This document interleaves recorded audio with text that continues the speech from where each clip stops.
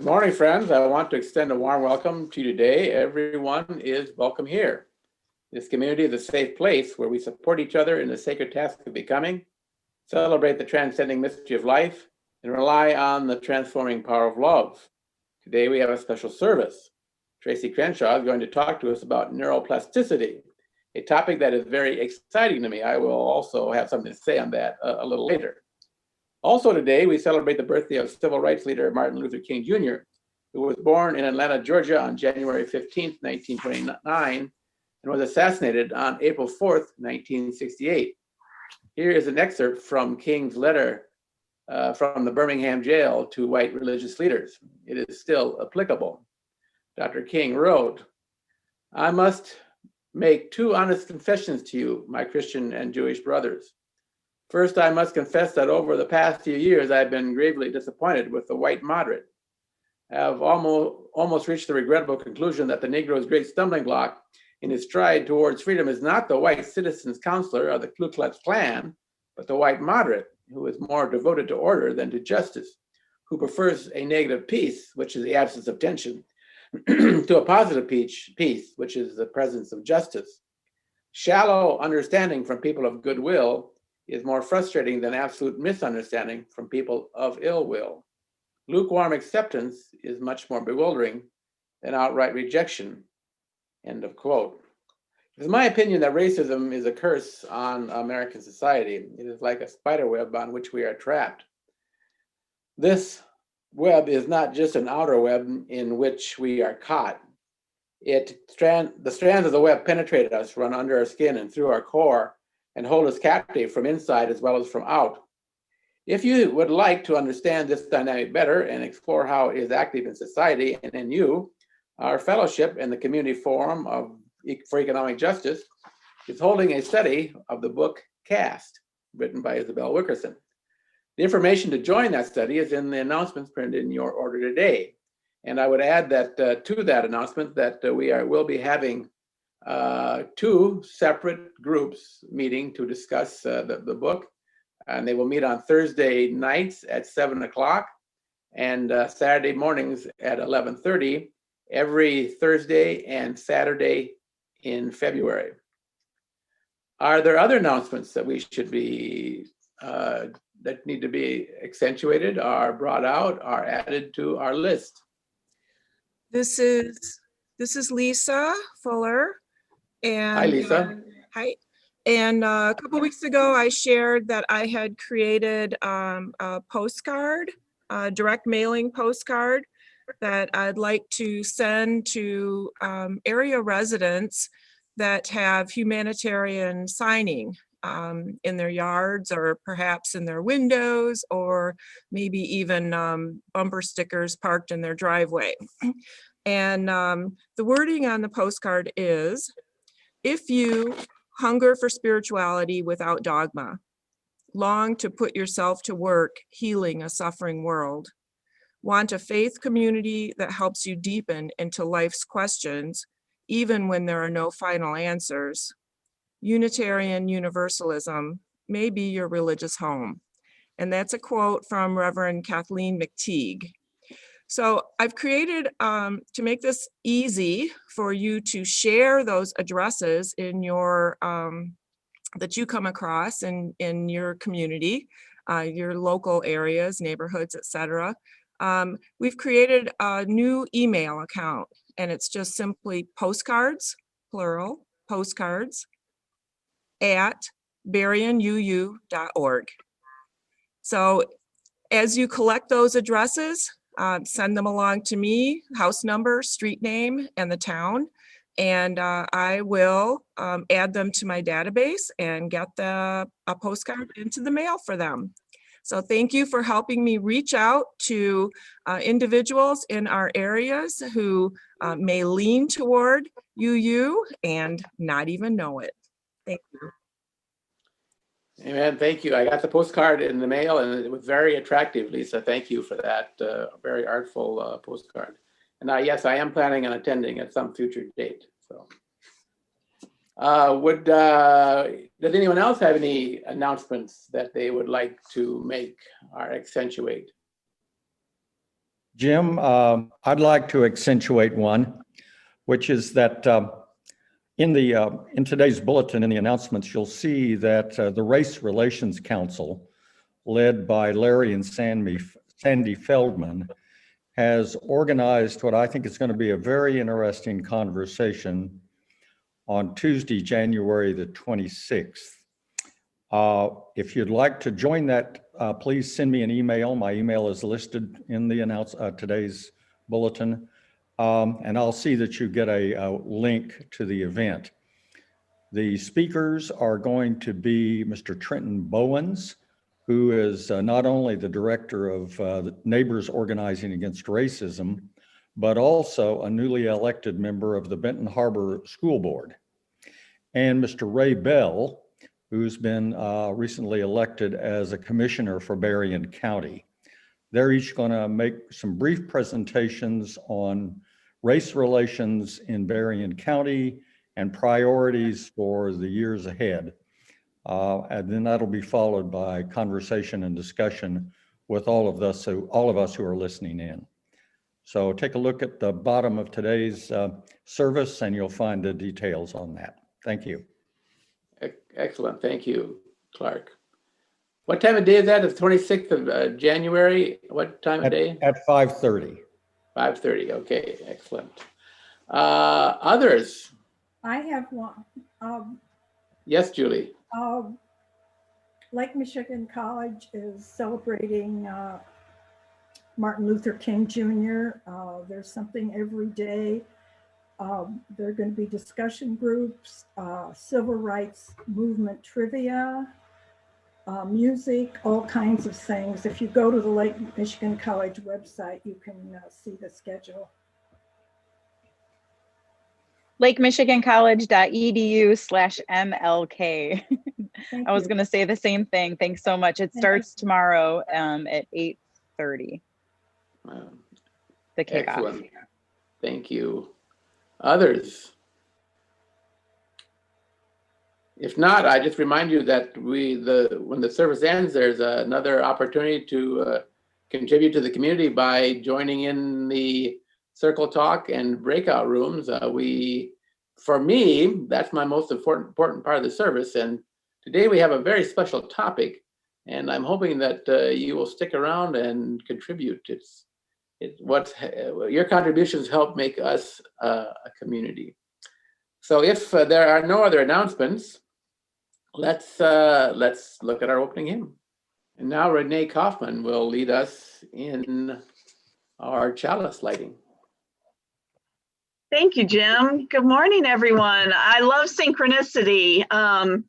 This morning's words are by Kathleen McTeague, the same person that Lisa quoted on the postcard. So it's titled, "This Place is Sanctuary." You who are brokenhearted, who woke up today with the winds of despair whistling through your mind, come in.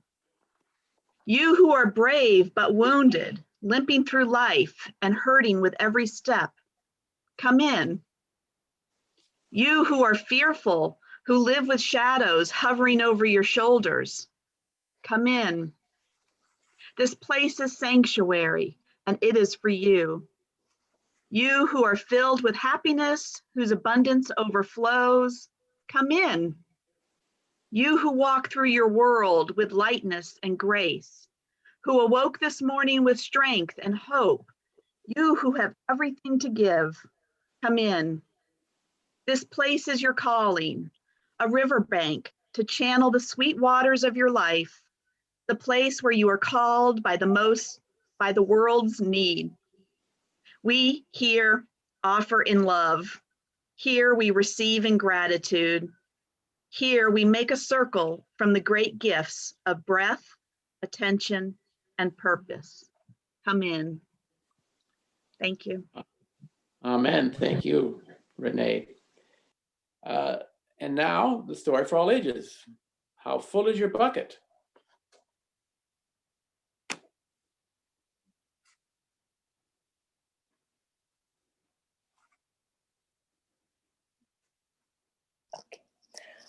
How full is your bucket? for kids, but I would say this is also for adults. Written by Tom Rath and Mary Reckmeyer and illustrated by Maury J. Manning. Felix was putting one of the last blocks on his tower when his little sister came in. "I want to build with you," she said. Felix scowled. "Go away. You're too little." "I'm big."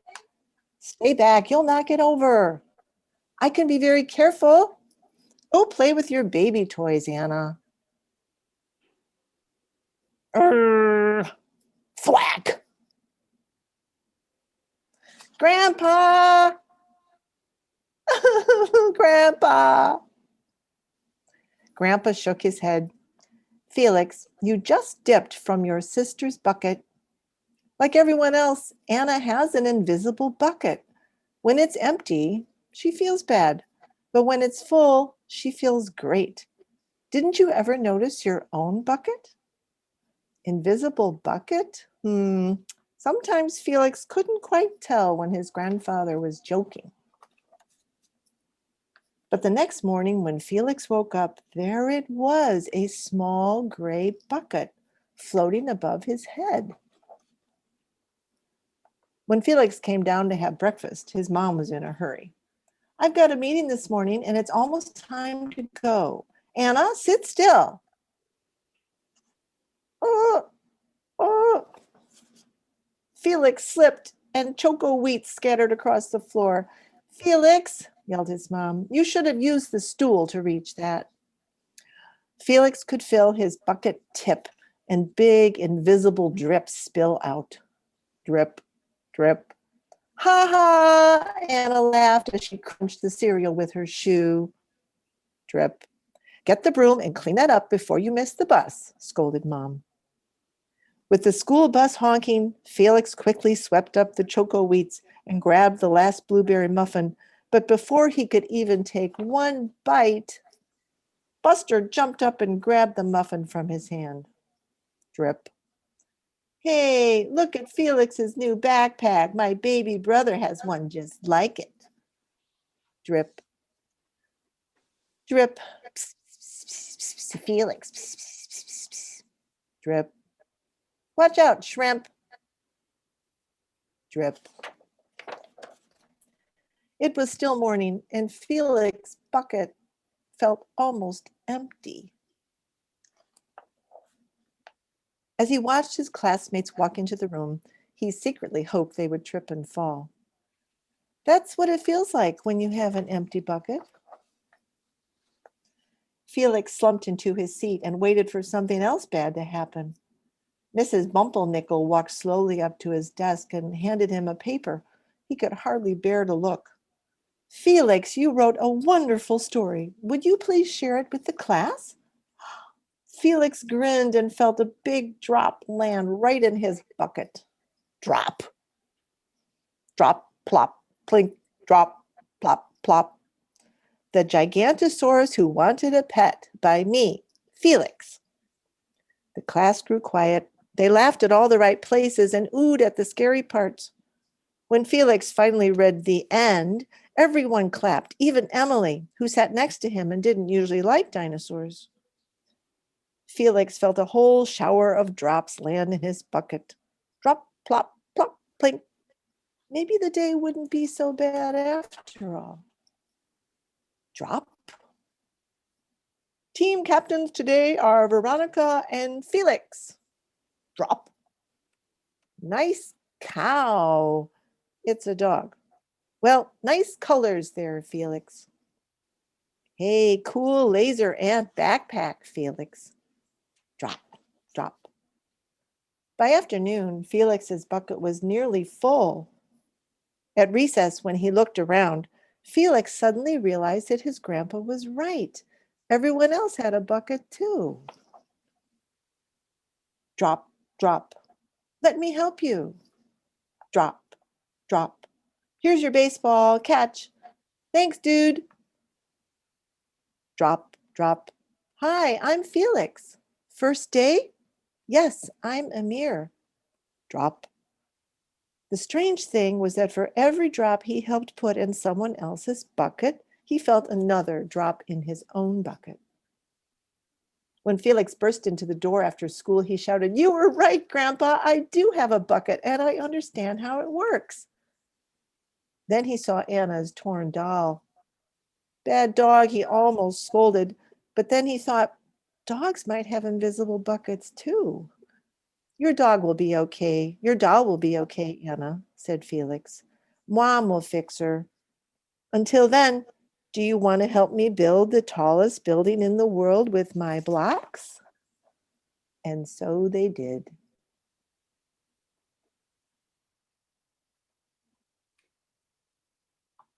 Thank you, Joan. That was perfect. And now when our offering words come onto the screen, we will repeat them together.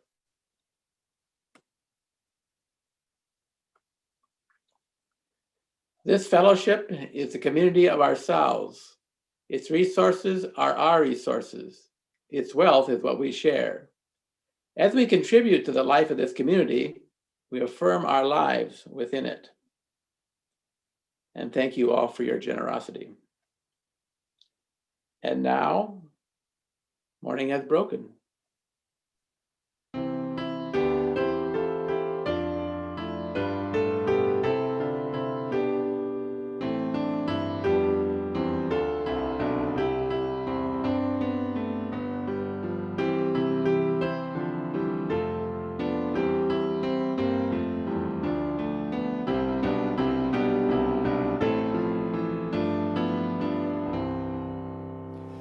Morning has broken like the first morning.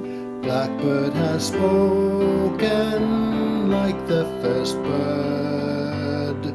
Praise for the singing, praise for the morning, praise for them springing fresh from the word. Sweet the rain's new fall, sunlit from heaven, like the first dew fall on the first grass. Praise for the sweetness of the wet garden, sprung in completeness where God's feet pass. Mine is the sunlight, mine is the morning, born of the one light Eden saw play. Praise with elation, praise every morning, God's recreation of the new day.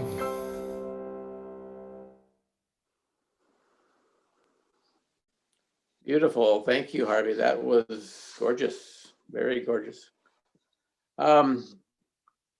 First, a simple definition. Neuroplasticity is the science of how the mind, which is not material, can change the brain, which is material. As I mentioned in my opening remarks, I find the whole idea of neuroplasticity quite exciting. This is a really big deal. It is suggested that the real organ of healing is not just the body, but it is also of the spirit, the human mind. Martin, please show the first image. The image you see is of the brain of a married 44-year-old French civil servant with 2 children who lives a pretty normal life. As you can see, about 75% of his brain is missing. What brain he has resides as a thin layer covering the inner surface of his skull. He has less specific brain mass than his dog, yet he is able to function as a normal human being. How can he do that? Martin, now please show the second picture. This picture is of a 24-year-old Chinese woman who does not have a cerebellum, the portion of the brain that has 50% of the brain's neural pathways. She should be severely mentally impaired. Yet, except for some dizziness, she is a fully functional human being who is married and has a daughter. All of this flies in the face of current conventional materialist scientific wisdom, which is that the mind is an epiphenomenon of the brain. If, however, neuroplasticity is true, as it seems to be, it suggests that things might be the other way around, and that the brain may, in some sense, be a function of the mind. In the images we just saw, two individuals who basically do not have brains still have fully functioning minds. Pretty wild stuff when you add it to the fact that we already know from quantum physics that the mind can cause a wave function to collapse into a particle in certain quantum physics experiments, indicating that consciousness can to some degree change the physical world outside our bodies. Another exciting aspect of neuroplasticity is it means that religious folks have been right all along. That spiritual practices such as prayer, meditation, immersion in nature, study, writing a poem, sewing potholders that make money for the church fund drive, are just being kind, are things that actually do make us better, more compassionate people. Spiritual practice literally changes the world, beginning with the physical structures of our own brains. Neuroplasticity also places an added responsibility on us. What we do with our minds has real world consequences. What we think matters, literally. If we fill our minds with hate, the world becomes more hateful. If we fill our minds with love, understanding, and kindness, we will physically and emotionally become more gracious, compassionate people. It is on us now, it seems. It turns out that the prophets of old were right. If we want to change the world and ourselves for better, we have the power to do it, beginning with loving our neighbors as ourselves, loving our enemies, and praying for those who persecute us.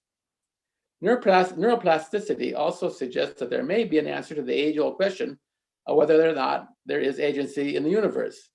The answer could be yes, there is agency, and that agency is us. Darn it. I was hoping for an easier answer. And now let's move on to our sermon. Tracy Crenshaw will bring us her message. Tracy. Good morning, everybody. For those of you who don't know me, my name is Tracy Crenshaw. I have been coming to BUUF for 3 years, over 3 years now.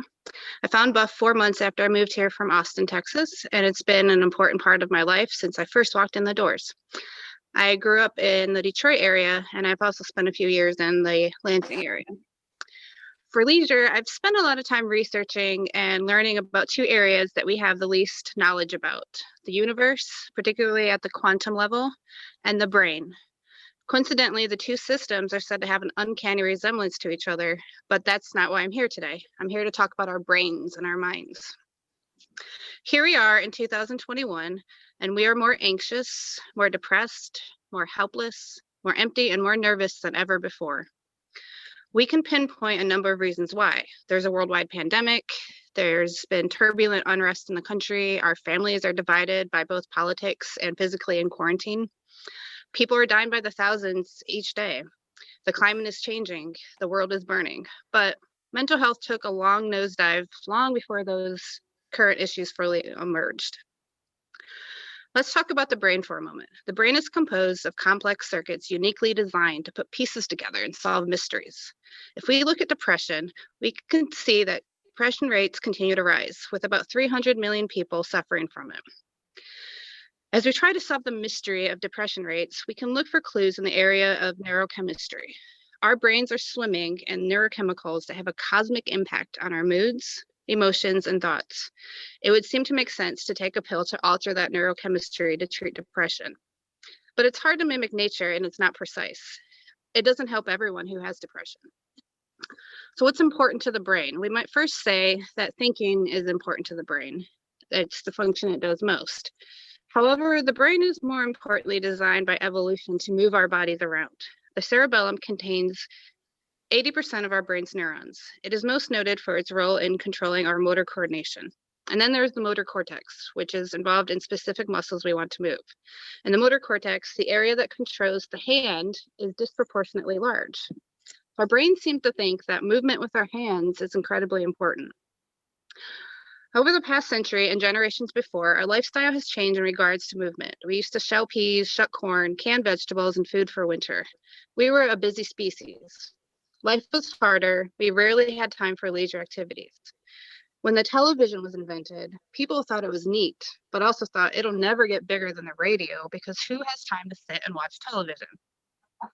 As we created machines and technology to make our lives easier, what was our ultimate trade? Now, hardly anyone hand washes their clothing. We have washing machines. We have dishwashers to clean our dishes. We have commercially made clothing and frozen dinners, fast food, smart furnaces, coffee pots, ovens, tractors. We work hard to pay people to do things that our ancestors used to do ourselves. A large number of us modern humans possibly have too much time on our hands, and we tend to fill that time with Netflix, Hulu, mindlessly scrolling through social media, video games, texting. These activities tend to numb our worries, our fears, our insecurities, and boredom. They provide an escape that our ancestors never experienced, an escape from processing our emotions. What if our ancestors' dependence on their hands to do work for survival also provided them with a level of fulfillment that we do not have in modern times? There are studies showing that there is a correlation between having accomplishment with work done with our hands and mental health. In addition, this wonderful world of technological advances means we don't have to wait very long for things anymore. Remember when we had to wait a whole week to watch the next episode of our favorite show? Now binge watching is a common and an actually socially acceptable practice. We don't have to work all day to prepare a dinner for our families. We can pop a tray of food in the microwave and ding, dinner. We have Instapots and other people who can prepare our food for us. We don't have to put in the work to go find a mate anymore. We have online dating sites like Tinder. So it seems we are in the age of instant gratification, and that has rewired our brains to be more anxious and less patient and less fulfilled, because when we essentially have anything we want at our fingertips, from Amazon next day delivery to already made cake on every corner to instant online communication with our son in Belgium, they no longer feel like rewards, but what we are entitled to. We do not have to work very hard for them, and we have no sense of accomplishment from them. So I imagine as time goes on, our neural pathways will continue to change and affect our mental health in more cataclysmic ways. But the good news is we can change our neurochemistry strategically by engaging in smart behaviors. Hundreds of doctors used to prescribe knitting to women who are distraught with anxiety because it seemed to calm their nerves. Now we know that serotonin is increased when we are involved with repetitive behavior. So on top of the repetitive behavior of it, note that knitting requires the use of both hands. Looking forward to the finished knitted hat, your dopamine is increased as you're looking for that sense of accomplishment and the reward for finishing the hat. You also see a decrease of the stress hormones such as cortisol, responsible for much of mental health issues. So this is where neuroplasticity comes into play. When we engage in these other behaviors and activities, not just on a regular basis, but also in response to any level of crisis, we are creating effective coping. The brain is a very flexible system. Neuroplasticity is essentially about rewiring and repaving neural pathways. When we learn a new skill and repeat it over and over until it's more permanently ingrained in our brains, that's because of neuroplasticity. It's the ability of networks in the brain to change through reorganization and growth. We tend to think of neuroplasticity as just about learning a new ability, but it also includes environmental influences. And what I find interesting in light of our current conditions, psychological stress. We're finding that stress is much more damaging to the brain than ever thought of before. We've known that stress increases blood pressure, but now we know that long-term stress actually changes the brain structure. Soma, or neuron cells, make up gray matter in our brains and is highly important for cognitive function, higher learning, attention. When stress essentially does is increase white matter in the brain. This happens because excess cortisol, a stress hormone, creates excess myelin, which is the fatty material that covers some axons. White matter allows neurons to connect to each other, which is good, but an excess of white matter allows less room for higher functions, which means there are increased cases of depression, panic disorder, and cognitive decline.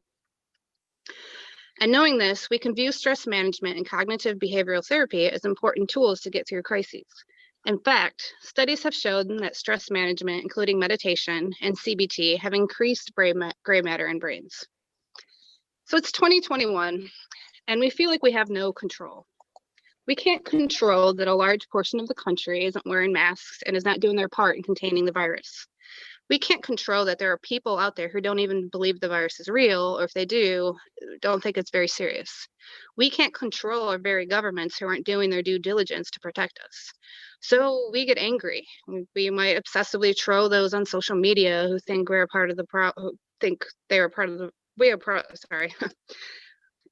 we think are part of the problem. We hone in on COVID numbers, bringing ourselves a new sense of terror and dread. We spent our waking and even bedtime hours just reading the news, distancing ourselves from our families and friends. We know that these aren't helpful behaviors, but we can't seem to stop. What if we adopt a different perspective about worry? Worrying is just wasted energy. We worry and we feel helpless over what we cannot control. The more helpless we feel, the more anxious and depressed we get. So we get caught up in this vicious cycle of negative thinking, which makes us feel bad and physically strained, and then back to negative thinking, which isn't productive in a pandemic or any other crisis that we find ourselves in. And when we're afraid, we avoid. The more you avoid, the more you enforce fear. We can take being 6 feet apart or avoiding people altogether. Those of us who take the virus seriously are taking social distancing seriously. Months ago, we paved new neural pathways to our brains as a response to the pandemic. A lot of us now have a fear response if someone is near us without a mask. Our brains have been rewired to avoid as a method of survival. We obviously have to avoid certain behavior in a pandemic or in any other situations that are risky. There's also what's recommended, and then there's bordering and obsession. But Tracy, you say this is a pandemic. It's better to be over-prepared and over-careful than to take any risk of catching a deadly virus. So yes, you are right. I'm not referring specifically to these behaviors. I firmly believe there's no harm in making it habits to disinfect gas nozzles before touching them, wiping off delivered packages before they come to your house. There's nothing wrong with the people who aren't comfortable seeing anyone else at all and isolating in their home, as well as nothing wrong with those who want social interaction and go for walks with friends outside wearing masks. The avoidance I'm referring to is avoiding our thoughts and feelings. We are uncertain and we do not like uncertainty. But if we can tune into what we feel and process it, we can take steps toward managing our suffering. One way to start rewiring the brain back via neuroplasticity, or if you prefer, neurohacking, is by reframing negative thoughts. Let's talk about negative thoughts. There is a lot of talk nowadays about not encouraging friends and family to avoid negative thoughts, that pretending everything is sunshine and happiness to make everyone around you comfortable isn't healthy. I agree, it is not healthy. We humans are programmed to think negatively. From an evolution standpoint, it's helped us survive. We haven't gotten this far in life by seeing a bear heading our way and thinking, gee, what a cute looking bear. How wonderful that he could move toward me so fast. He must want a big old bear hug. Rather, we sense a true threat, a danger, and we automatically think we better get out of there fast. So we are programmed to think negatively as a result of thousands of years of having to survive in nature. We were prey. We were hunted as well as hunters. Our brains are so deeply programmed in fight or flight responses that in 2021, that mechanism is triggered by getting cut off on the highway, or a friend not responding to text messages, or your husband purposely leaving clothes on the floor next to the hamper. We are programmed to jump to the worst case scenarios because it was the worst case scenarios that humans and humanoids faced for thousands of years. Danger was everywhere. And although most of those threats no longer exist for us, it is still our nature to think negatively. While we should never invalidate the negative thoughts and feelings of ourselves and our loved ones, what if we started viewing negative thoughts for what they are in this day and age? A virus.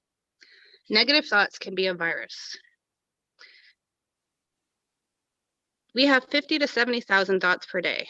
90% of them are the same as yesterday. These negative thoughts create the same negative emotions as you had the day before and the day before. It is very important that we are aware of our thoughts because these negative thoughts program our brains to believe in untrue notions. So reframing negative thoughts is a way to start paving new neural pathways. Let's look at a negative thought that I often have. I'm never going to feel better.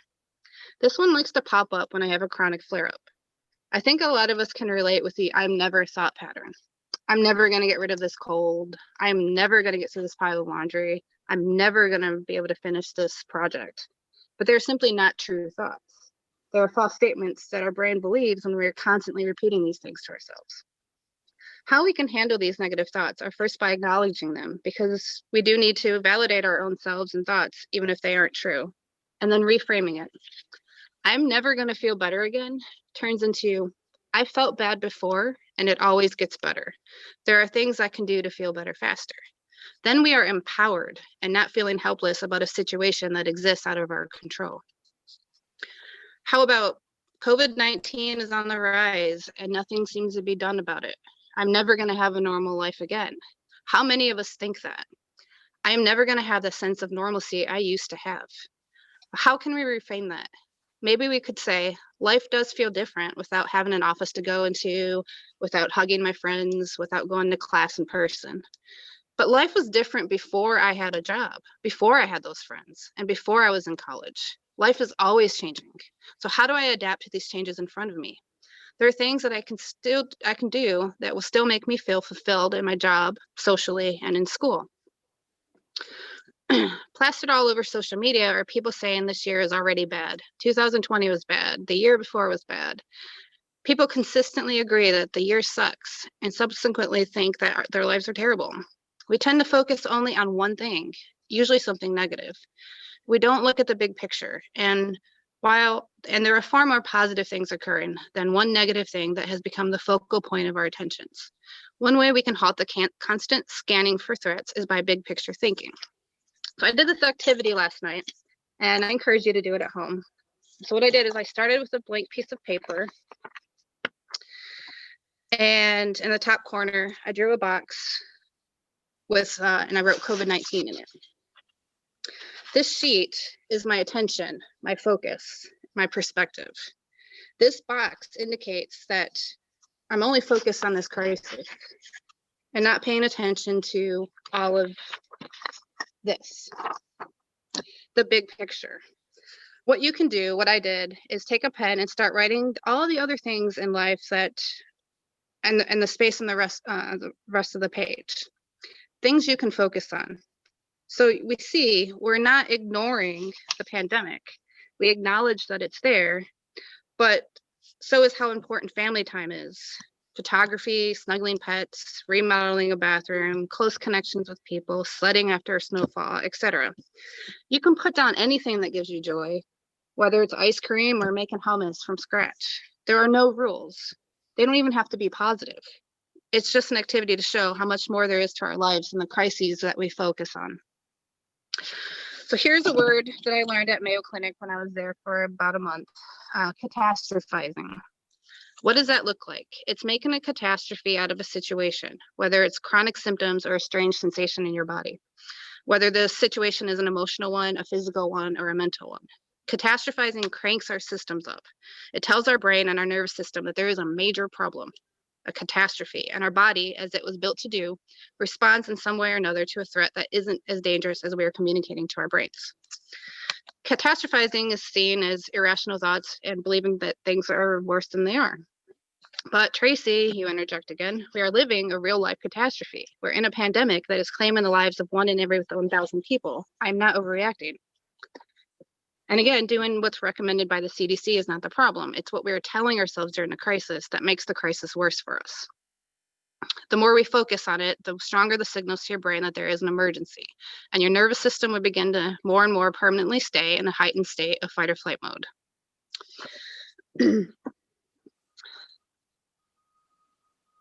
So over the past year, I've been making great leaps of my own to get out of this constant state of fight or flight. Reframing negative thoughts and big picture thinking are just two of the many skills I've learned to help with my personal struggles with anxiety, in and outside of the critical state of the world.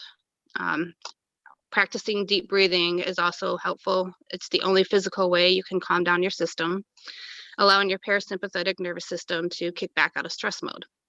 But catastrophizing is still one of my biggest challenges. For example, I stayed in Rochester, Minnesota for a month for the pain rehabilitation program last November. Obviously, I was there during the steep increase of COVID-19 cases. Mayo Clinic reduced the group sizes in the program, and we were instructed to wear a mask at all times. However, the group ate lunch together in a team room where masks were removed to eat. I've been a germaphobe all my life, even before the pandemic, but even so, I was shocked that people were encouraged to be in a room together and eat without masks on. I protected myself by eating my lunch in my car, but often I'd get back and there'd be a woman by the name of Sherry who had her mask off. In fact, periodically throughout the day, she'd take her mask off for no clear reasons and not put it back on for 20 minutes. The worst part, I was sitting the closest to her.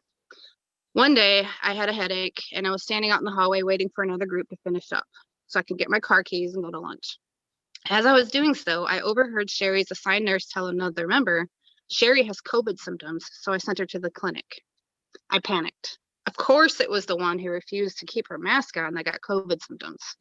So the team room opened, and sure enough, Sherry was missing. So I remember going to my car and calling my wife, who was on her lunch break back in Michigan. Already worried about the potential exposure, I listened to Vanessa fill me in on the fact that several of her coworkers were positive for COVID. While we were on the phone, she took her temperature and it was 102. No, it was a faulty thermometer and she did not actually end up having a fever, but I was thinking Vanessa had just visited me 2 days ago. So between Sherry's COVID symptoms, my thinking that Vanessa had a fever, and my own sudden headache, negative thoughts flooded my brain. I have COVID. I am going to be sick. I'm going to be very sick. I maybe infected others. I'm going to end up in ICU because my lungs aren't great. I have pre-existing conditions and I'm about to die from COVID. I couldn't seem to stop the thoughts. But then I realized what I was doing. I was predicting the future. I was giving myself a diagnosis with absolutely no facts to back it up. I had a headache, which is a chronic symptom. I hadn't gotten a test. I hadn't even taken my temperature. I didn't even know for sure that Sherry had COVID-19. So I realized I was catastrophizing. And guess what? I went back to Mayo and got my temperature taken, no fever. Sherry was tested and it was negative. She had a sinus infection. Vanessa got tested just to be safe and was negative. I had 3 tests when I was there, all were negative. So I suffered because of these negative catastrophizing thoughts. So this is why neuroplasticity is so important now more than ever. We are all enduring things we have never faced before. It is uncertain and scary enough without adding a heavy load of stress and negative thoughts to our brains. We can reframe our thoughts and focus on meaningful activities that involve the use of that motor cortex. Have board game nights with your family, cook a meal from scratch, even if it's just once a month. Maintain a garden, even if it's just in milk jug containers. Handwrite letters to distant family and friends. Be mindful of your thoughts in every activity that you do. Spend time feeling gratitude for all of these great things you have in your life, because it doesn't feel like it when we are watching the deaths. Because although it doesn't feel like it when we are watching the death toll rise due to COVID-19, or it doesn't feel like it when we are going through any other crisis, they really are just a fraction of your life. And lastly, think of your brain as a giant, smooth sand dune. When we first carve out a path on an untouched dune, it's hard. Once the path is complete, it's fairly shallow and consists of just one set of footprints. But as we keep walking the same path, we engage in the same thoughts and behaviors, we pave it deeper and deeper. So when we repeat behavior, we strengthen these pathways in our brains. Our brains will change as we respond differently to symptoms, events, and thoughts. In time, we will feel more empowered in the face of crisis and more resilient to change. Thank you. Thank you, Tracy. That was splendid. Renee Kauffman will extinguish our chalice. This is called Universal Rhythm by Israel Bafardi. My friends, when you go from here now, know that our hearts are always in a holy place, for we are always connected to one another. Know that deep down our hearts beat in one universal rhythm. May we each find the sacred space to hear it. Amen. This is Lisa Fuller. I'm the BUUF host today. And while Martin is pulling up our benediction song, I'd like to mention that we're going to try something a little bit different today for breakout rooms. Instead of randomly assigning everybody, instead of randomly assigning everybody to individual breakout rooms, if you'd like to just stick in the main room and chat with Jim, our minister. If you are newer to the congregation and would like to have a conversation with him and other newer folks, instead of accepting the invitation to join a breakout room, just stay in the main room. And this is, we're trying this for the first time, and I confess I didn't test it yet. So I'm hoping that it works out exactly as I imagine it will. And that anyone who's interested in talking with Reverend Jim can just not click join and stay in the main room. And now our belated musical benediction.